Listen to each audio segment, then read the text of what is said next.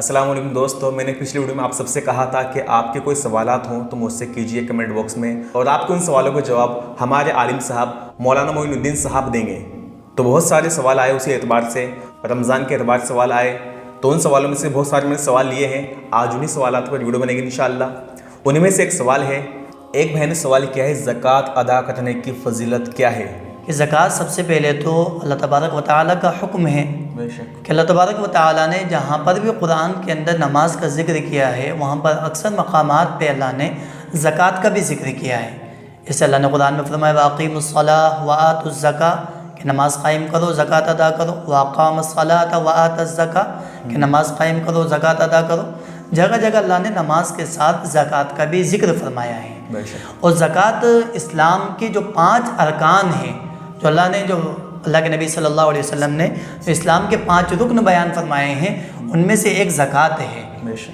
और एक सहाबी ने अल्लाह के नबी सल्लल्लाहु अलैहि वसल्लम से पूछा कि अल्लाह के नबी, हमें ज़कात अदा करने से मिलेगा क्या फ़ायदा है इसका ज़कात अदा करने का? तो अल्लाह के नबी सल्लल्लाहु अलैहि वसल्लम ने फरमाया कि इससे इंसान से उसकी बुराई उससे दूर हो जाती है। और एक जगह फरमाया कि इंसान का माल उससे पाक हो जाता है, यानी ज़कात अदा करने से जो माल की जो गंदगी है वो सारी उससे दूर हो जाती है और माल उससे पाक हो जाता है। अच्छा, तो इसमें वो बात भी है कि अगर किसी ने ब्लैक मनी कमाई, हराम तरीके से पैसा कमाया और वो ज़कात अदा कर दे तो क्या उसका हराम पैसा हलाल हो जाएगा? इससे तो मुराद नहीं है ये बात? नहीं, इससे हरगिज़ ये नहीं है। ज़कात उसी माल के हलाल माल ही की निकाली जाएगी। अगर कोई शख्स हराम माल अल्लाह के रास्ते में देकर उससे सवाब की उम्मीद है कि तो वो तो गुनाह कमाएगा, वो बिल्कुल उससे सवाब नहीं, उल्टा वो गुनाह मिलेगा। बेशक। इसलिए इंसान को जो ज़कात का हुक्म है वो अपने हलाल माल जो है, उसका जो पाकीज़ा माल है उसके अंदर ही वो अदा की जाए, और हराम माल से तो बिल्कुल इज्तनाब किया जाए, चाहे वो ज़कात देने के लिए हो चाहे बग़ैर ज़कात के लिए। इंसान अगर उसके पेट में अगर हराम का लुक़मा जाएगा तो फरमाया कि उसकी 40 दिन तक उसकी इबादत कबूल नहीं होती। बेशक।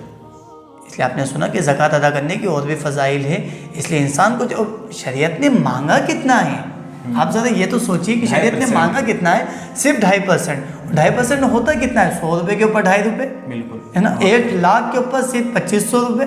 बिलमुकाबिल अगर आप देखेंगे तो हुकूमत कई गुना टैक्स लगा देती है, इंसान को देना पड़ता है, देना पड़ता है 10 बार। और यहाँ पर तो इंसान देगा तो खुद का फ़ायदा हो रहा है इसके अंदर। आप याद रखिए, दुनिया के अंदर आपको एक भी बंदा ऐसा नहीं मिलेगा कि जिसने ज़कात दी हो, ज़कात देने की वजह से उसका माल कम हो गया हो। नहीं, कम नहीं होता। हमेशा इंसान का माल उससे बढ़ता ही है। और ये माल किसने दिया? ये अल्लाह ही ने तो दिया है ये माल। हमारे अंदर वो ताकत थोड़ी थी कि हम कमा पाते, लेकिन ये अल्लाह ही ने दिया था ये माल। तो ये अल्लाह का माल है, अल्लाह का दिया हुआ माल है, तो इसमें से अल्लाह की राह में दे रहे हैं अपन, और इसका भी स्वाब मिलेगा अपन को।